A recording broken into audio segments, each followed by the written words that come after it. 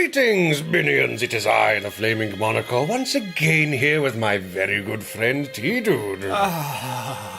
Indeed. And we're playing the 39 Steps again, would you believe? With only 5 chapters left to finish before the game ends. Much still needs to be done, I suppose, don't believe it. for the story to work out, I suppose. Because, I mean, so far Richard Hannay's gotten out of a few sticky messes and managed to get back to the south of England again. So He's like a Grandma John McClane. If he's not sleeping because he's bored, then he's running through explosions. exactly. Literally. I mean, if you watch the last episode, I think you'll find that you may need to take a short break just for how unbelievably exciting it was. Grave news. Is it from the Grave Butler? From the grave butler, I Who's in his expect. grave? I come with news from the grave, sir. I hope he's serving it with Sir gravy. Walter's cottage in Artonswell. Well, all is not well. Should get rid of those little sparkly things around those lamps, really. They should do, but Very like, dusty in here. yeah. Sir Walter awaited me in the dining room. The sight of him, so respectable and established and secure, the embodiment of law and government, and all the conventions, took me aback and made me feel an interloper. You are. He couldn't know the truth about me, or he wouldn't treat me like this. I simply could not accept his hospitality on false pretenses.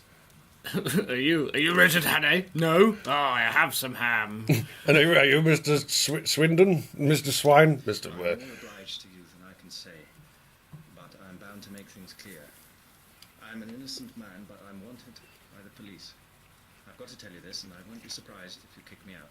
That's all right. I won't kick you out. Interfere with your appetite. We can talk about these things after dinner. We could talk about you being a fugitive later. After a bottle or two. Then I won't care. Yes. It made me almost hysterical to be sitting there, waited on by a footman and a sleek butler, and remember that I'd been living for 3 weeks like a brigand, with every man's hand against me. So basically in Scotland. Well, that's what they're saying. It does not mean they said that. It's what, yeah. That's what the game is saying. Then we went to his study for coffee. I made up my mind that if I ever got rid of this business and had a house of my own, I would create just such a room. I think that way sometimes. Then, when the coffee cups were cleared away and we got our cigars alight, he bade me get started with my yarn. So tell me, why are you wanted by everybody? Preposterous! Pops his monocle. I've obeyed Harry's instructions, and the bribe he offered me was that you would tell me something to wake me up. I'm ready, Mr. Hannay. I noticed with a start that he called me by my proper name. He's not trying hard enough with his alias. Oh dear. So, do we start from how I it would began? say go around in a clock starting from how it began. Yeah. Because Blackstone is the proper reveal. Okay. I told of my boredom in London and the night I'd come back to find Scudder gibbering on my doorstep. I told him all Scudder had told me about Carolides and the Foreign Office conference, and that made him purse his lips and grin. The murder. Ooh, there he is again. Yes. Then I got to the murder, and he grew solemn again. He heard all about the milkman and my time in Galloway, and my deciphering Scudder's notes at the inn. He drew a breath when I whipped the little book from my pocket. But he thought it was a gun. I described my meeting with Sir Harry and the speeches at the hall. At that, he laughed uproariously. Yes, because Sir Harry's a laughable person. Well, he went to some random little, tiny little constituency and was made to try and convert the locals. Can you talk to everyone for me? Because I'm a politician. I'm dreadfully rubbish. I'm a rubbish politician. My day as the roadman excited him a bit. He made me describe the two fellows in the car very closely, and seemed to be raking back in his memory. He grew merry again when he heard the fate of that ass Jopley, the guy who we stole the car from. Yeah, him. The black And the point of the Dude. story... fat... Click. The old man in the moorland house solemnized again. Again, I had to describe every detail of his appearance. Oh. the fact that his Cheers, eyes... tea, dude. I was expecting a reveal then. Well, yeah, but hopefully now he's going to say something about Blackstone. He was You horned. may dismiss the police from your mind. You're in no danger from the law of this land. Great Scott. Have they got the murderer? No. But for the last fortnight, they've dropped you from the list of possibles. Why? Principally because I received a letter from Scudder. I knew something of the man, and he did several jobs for me. He was half crank, half genius, but he was wholly honest. Trouble about him was his partiality for playing a lone hand. That made him pretty well useless in any secret service. A pity, for he had uncommon gifts. I think he was the bravest man in the world, for he was always shivering with fright, and yet nothing would choke him off. I had a letter from him on the 31st of May. But he had been dead a week by then. The letter was written and posted on the 23rd. He evidently did not anticipate an immediate decease. His communications usually took a week to reach me, for they were sent undercover to Spain and then to Newcastle. He had a mania, you know, for concealing his tracks. That's a smart thing to do. Indeed. He got up and crossed the room to a cabinet, bringing back Scudder's letter. Oh, dear. Right, well, I'll do the real text, but you know what we have to do. Walter, I am in your grand danger. My worst fears have been realized. My enemies are here in London. They have made themselves now brown. I cannot write more in cause these wards be intercepted, but I have found skelter with a good friend who hives near Portland House. Place. God willing, you will hear No, from cool, me. that says Cool Runnings. Cool doesn't it? Runnings, yes. Okay. You're, from me, before the 13th balloon. You're Sevant. Franklin P. Franklin P. Scrabble. He said pressing the right mouse button. Show text.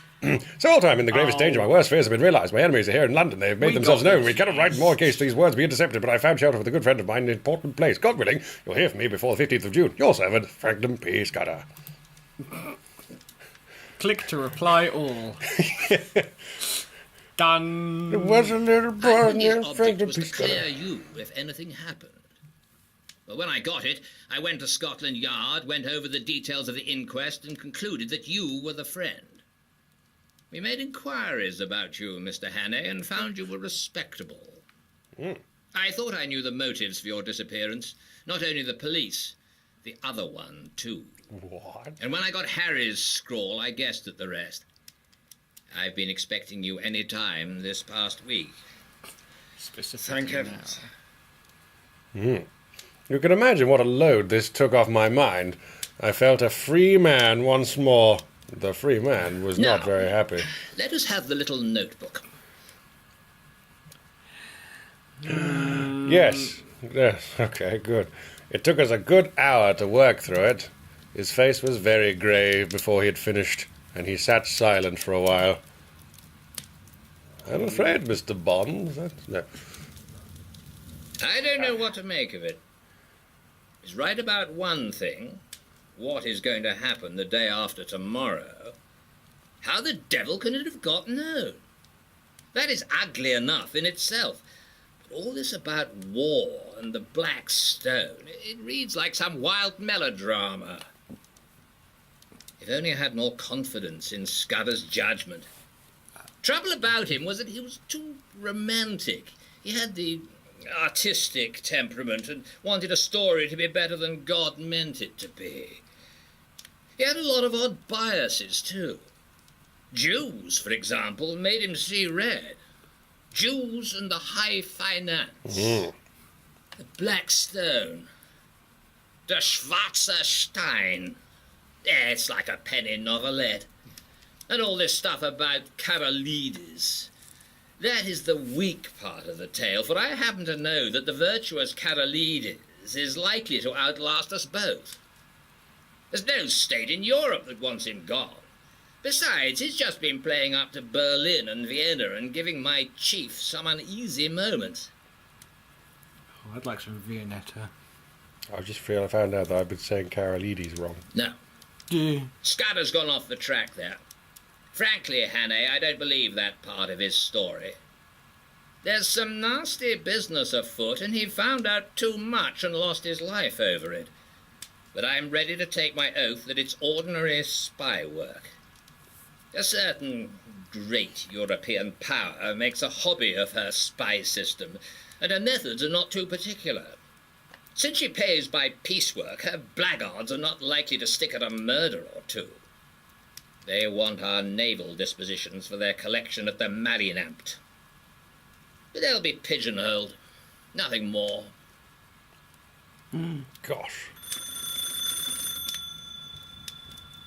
The phone rang, and the ghosts disappeared. And Indeed. they came back There's again. a trunk call from London. And the It's butler the leaned. leading dude. That he wants to speak to you personally. That's where Michael Jackson must have learnt it from. Exactly. Only it's the other way, isn't it? Oh. My host went off to the telephone. He returned in 5 minutes with a whitish face. I found this on the telephone.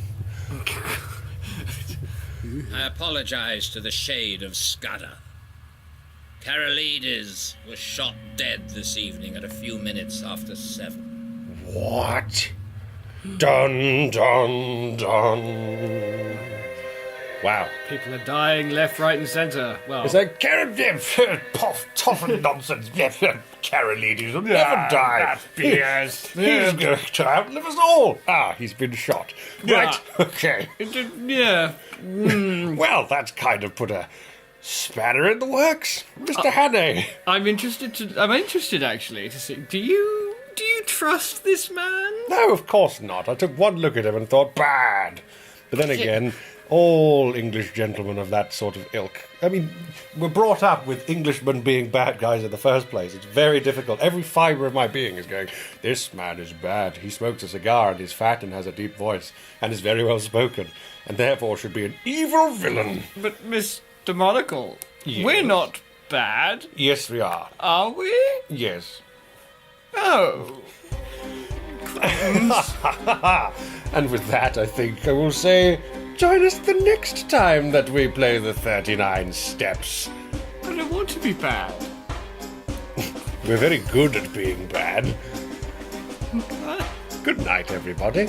Night.